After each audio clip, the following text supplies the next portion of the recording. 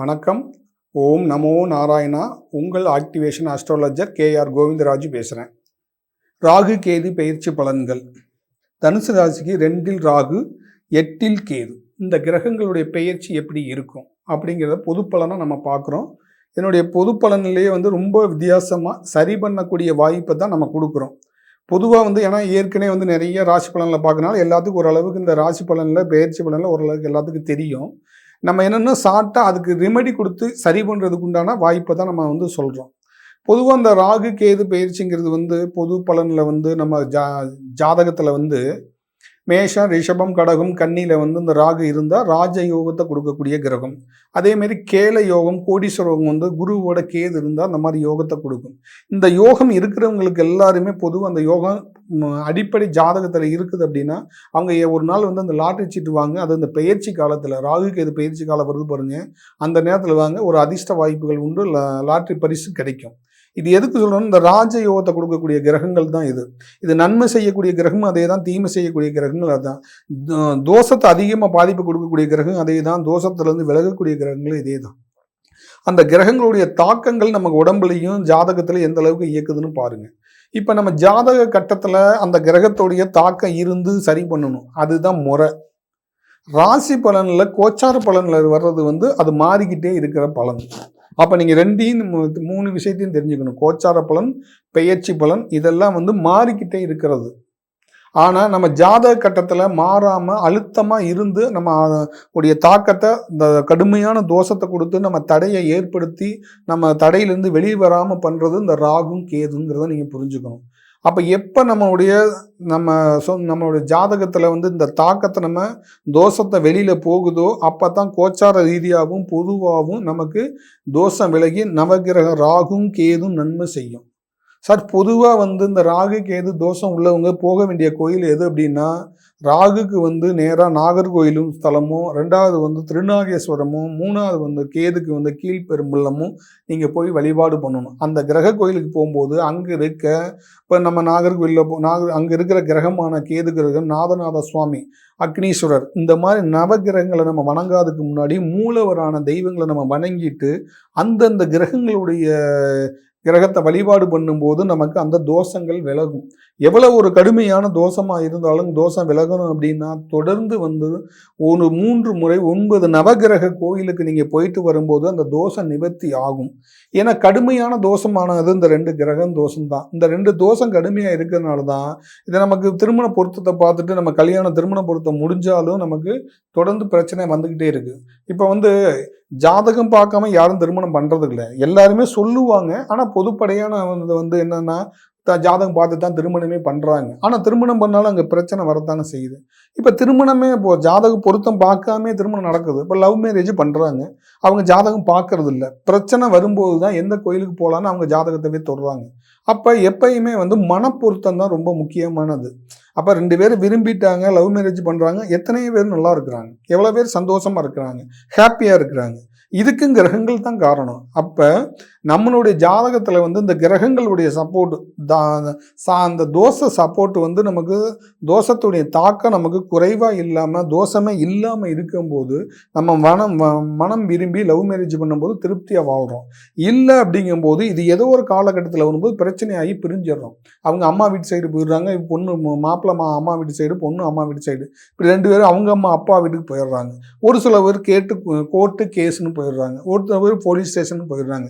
இப்படி பிரிக்கக்கூடியதை ஏற்படுத்துறது தான் இந்த கேது கிரகம். ராகு கேதுங்கிறது பிரிக்கணும், ஒரு குடும்பத்தை பிரிச்சிடுறது, கணவன் மனைவனை பிரிக்கிறது, குடும்பத்தில் சண்டை சச்சரவு ஏற்படுத்துறது, இதெல்லாம் இந்த கேதுவால நடக்கிறது.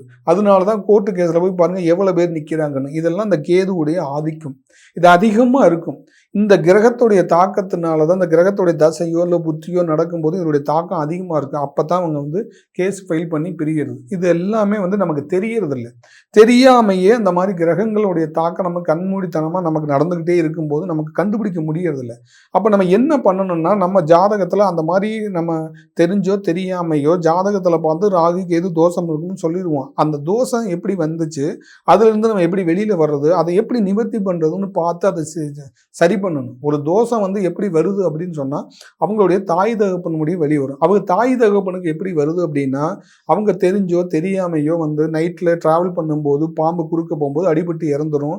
விவசாயம் பண்ணும்போது தோட்டங்காட்டில் குறுக்க வரும்போது அப்போ அடிபட்டு இறந்துரும். இல்லை நம்ம கிராமத்தில் குடியிருக்கும் போது அங்கே குடிசைக்குள்ளே வீடு வர்றது, வீட்டுக்குள்ளே பாம்பு வரும்போது அடித்து கொண்டுருவோம். இதனால தான் நமக்கு அந்த தோஷமாகப்பட்டு வந்துடுது. அதை முறையாக அதை வந்து சரி பண்ணாமல் விரும்பும்போது நம்ம பிறப்பு குழந்தைகளை வந்து நமக்கு பிறக்கிற குழந்தைகளுக்கு அந்த தோஷமாகி அதுக்கு படித்து வெளிநாடு போகும்போது வெளிநாட்டில் போய் அவங்க ரொம்ப சிரமப்படுறதும், இங்கே வந்து வேலை இல்லாமல் இருக்கிறதும், திருமணம் நடக்காமல் இருக்கிறதும், குழந்தைகள் கிடைக்காம இருக்கிறதும் எல்லாம் தோஷத்தினால தான்.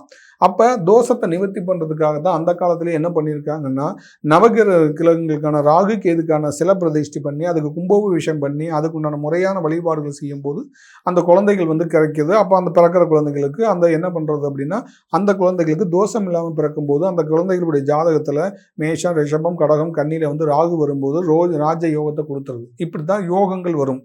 தாய் தகப்பன் மூலியமாக தான் குழந்தைகளுக்கு வந்து யோகம் வரும். அப்போ அந்த தோஷங்கள் இல்லாமல் இருக்கணும். அப்படி அந்த தோஷங்கள் இல்லாமல் பிறக்கிற குழந்தைகள் தான் இப்போ நான் சொல்கிற மாதிரி யோக பலனோட அனுபவிக்கும். சார் இப்போ வந்து நான் சொல்கிறது பெயர்ச்சி காலத்தில் வந்து அந்தந்த இடத்துல மாறும். ஆனால் நம்ம ஜாதகத்தில் வந்து எப்போ தோஷம் விளைகிறோமோ அப்போ தான் நமக்கு வந்து நன்மை நடக்கும். இப்போ நம்ம பரிகாரம் பண்ணிட்டு நமக்கு இன்னும் சரியாகலை அப்படின்னா என்ன காரணம்னா கடுமையான தோஷமாக இருக்கும். இப்போ நான் சொல்கிறது அந்த தோஷத்தை நிவர்த்தி பண்ணி காமிச்சா தான் அந்த தோஷ நிவர்த்திக்கான ஒரு சான்றிதழ்.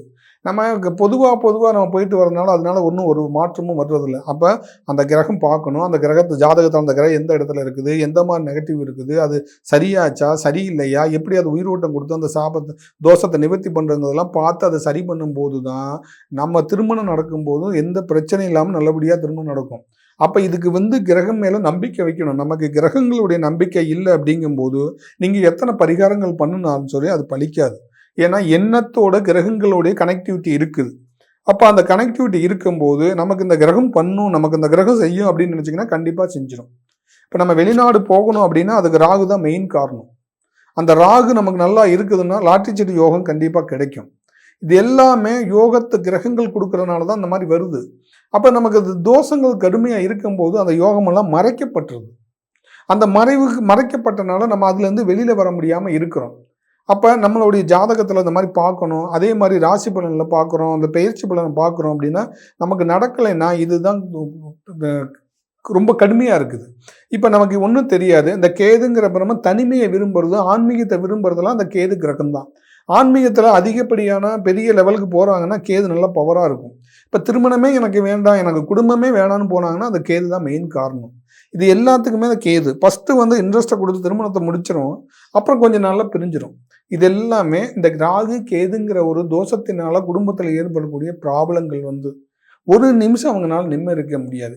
இது எப்படி வருது, எதனால இந்த மாதிரி வருதுன்னா, பாம்பு ஒரு இடத்துல இருக்குதுங்களா, நீங்கள் பார்த்துருக்கீங்களா? ஒரு இடத்துல பாம்பு இருக்குது, சல்லுன்னு அப்படியே டக்குன்னு போயிடும். அது மாதிரி தான் நம்ம ஒரு இடத்துல வந்து இருக்க முடியாது. இந்த பாம்பை அடிச்சிருக்கிறவங்க சர்ப்ப தோஷம் இருக்கிறவங்க ஒரு இடத்துல இருக்க முடியாது. அவங்க வந்து இங்கே இருப்பாங்க, அங்கே இருப்பாங்க, இங்கே போவாங்க, அங்கே போடுவாங்க, கஞ்ச பஞ்சாயத்து பண்ணுவாங்க. இதெல்லாமே இந்த தோஷத்தினால ஏற்படுறது. அவங்களுடைய இதே வேறு மாதிரி இருக்கும், அவங்களுடைய ஹைலைட்டே வேறு மாதிரி தோணும். ஏன்னா அந்த சர்ப்பத்துடைய வேகம் எந்த அளவுக்கு இருக்குதோ அந்த பாம்பை அடிச்சுட்டாங்கன்னா, அடித்து இறந்துருச்சுன்னா அதோடைய நெகட்டிவ் எனர்ஜி உடம்புல வந்து அது பாசிட்டிவாக வரையும் அதோடைய நெகட்டிவ் எனர்ஜி நம்ம அதோடைய வேகத்தவே காமிக்கும். ஒரு இடத்துல பேசுனா சல்லுன்னு வேகமாக கோபம் வருது பார்த்தீங்களா, ஒருத்தர் மேலே வேகமாக கோபம் வருது, ஒருத்தர் மேலே கை வைக்கிறதெல்லாம் அதனால தான் வர்றது. நமக்கு டக்குன்னு ஒரு டென்ஷன் ஆகி ஒருத்தருக்கு கை வைக்கிறோம் அப்படின்னா அந்த சர்ப்ப தோஷம் உள்ளவங்களுக்கு தான் அந்த மாதிரி வேகத்தை அதிகமாகப்படுத்தும். இப்போ இந்த மாதிரி எல்லாம் இந்த தோஷங்கள் அதிகமாக நமக்கு இருக்கிறதுனால தான் நம்ம வாழ்க்கையில் வந்து நிறைய பிரச்சனைகளோடு சந்திச்சுக்கிட்டே போகிறோம். அப்போ இதுக்கான ரெமெடி என்ன பண்ணணும், இதுக்குண்டான வாய்ப்பு எப்படி தேர்ப்படணும், இந்த எதுலேருந்து நம்ம எப்படி வெளியில் வர்றதெல்லாம் பார்க்கணும். அப்படி பார்த்து நமக்கு சரி பண்ணணும். நமக்கு யோகங்கள் இருந்தால் மட்டும் பத்தாது. அந்த யோகம் ஏன் வேலை செய்யலை, எதனால பண்ணலை, இதை எப்படி பண்ண வைக்க முடியும், இதை எப்படி சரி பண்ண முடியும் அப்படிங்கிறத பார்க்கணும். அப்போ நமக்கு பொதுவாக பொருளாதார ரீதியாக வந்து நமக்கு பணம் காசு எதுவும் இல்லை, நம்மக்கிட்ட வாய்ப்புகள் இல்லை அப்படின்னா முடிஞ்ச அளவுக்கு நான் என்ன சொல்கிறேன் அப்படின்னா, நான் சொன்ன சுச்சுவேஷன் ஒரு சில குடும்பத்தில் இருந்துச்சுன்னா, வறுமையின் நிலைமை ரொம்ப அதிகமாக இருக்குன்னா, ஒரு கடனாவது வாங்கிட்டு ஒரு 3 ஒரு நாள் 2 நாள் இல்லை அதிகபட்சம் ஒரு 2 நாள் அங்கே தங்கி நவக்கிரக கோயிலில் 9 நவக்கிரகங்களுக்கும் போய் தரிசனம் பண்ணிட்டு கும்பிட்டு ஒரு நைட்டு 2 நாள் அங்கே ஸ்டே பண்ணிட்டு வாங்க. வந்த உடனே ஒரு நல்ல ஒரு குட் நியூஸ் கிடைக்கும். ஒரு நல்ல ஒரு மாற்றம் கிடைக்கும். இதெல்லாம் வந்து ஃபஸ்ட்டு நீங்கள் ஒரு சிம்பிளான ஒரு ஐடியா நான் சொல்கிறேன். அதை மாதிரி கரெக்டாக நீங்கள் ஃபாலோ பண்ணுங்கள். அது பெரிய உங்களுக்கு ஒரு அச்சீவ்மெண்ட் ஆயிரும். அப்படி நடந்துட்டு நீங்கள் சொல்லுங்கள், அது கரெக்டாக நடக்கும். தொடர்ந்து வந்து ஒரு 2 நாள் ஸ்டே பண்ணி 9 நவக்கிரக கோயிலையும் நீங்கள் போயிட்டு வந்து ஸ்டே பண்ணிவிட்டு வந்து இது பண்ணுங்கள். உங்களுக்கு ஏதோ ஒரு விதத்தில் நீங்கள் அந்த கோயில் வழிபாடு பண்ணப்படணும் ஒரு ஃபோன் வரும். ஒரு நல்ல இது நேமு ஒரு குட் நியூஸ் வந்துடும். அப்போ அதில் வந்து ஒரு சேஞ்சஸ் வரும். இப்படியே இருக்குது. எளிமையான பரிகாரம் இருக்குது, கடுமையான தோஷத்துக்கு கடுமையான பரிகாரம் இருக்குது. அப்போ லைவை தொடர்ந்து பார்க்குற நேயர்கள் வந்து என்னுடைய லைவை பார்க்குறவங்க பிடிச்சிருந்தா லைக் பண்ணுங்கள், ஷேர் பண்ணுங்கள். அதே மாதிரி வந்து உங்களுக்கு ஜாதகம் பார்க்கணும் அப்படின்னா என்னுடைய கீழே இருக்க நம்பருக்கு ஃபோன் பண்ணி அப்பாயின்மெண்ட் வாங்குங்க. அப்பாயின்மெண்ட் வாங்காமல் வந்துடாதீங்க, அப்பாயின்மெண்ட் வாங்கிக்கிங்க. சப்போஸ் வந்து நேர்லேயும் பார்க்கலாம், இல்லை ஆன்லைன்லேயும் பார்க்கலாம். இதே மாதிரி தொடர்ந்து என்னுடைய வீடியோ பாருங்கள். பிடிச்சிருந்தா லைக் பண்ணுங்கள், ஷேர் பண்ணுங்கள். அடுத்த வீடியோவில் சந்திப்போம். நன்றி நேயர்களே, வணக்கம்.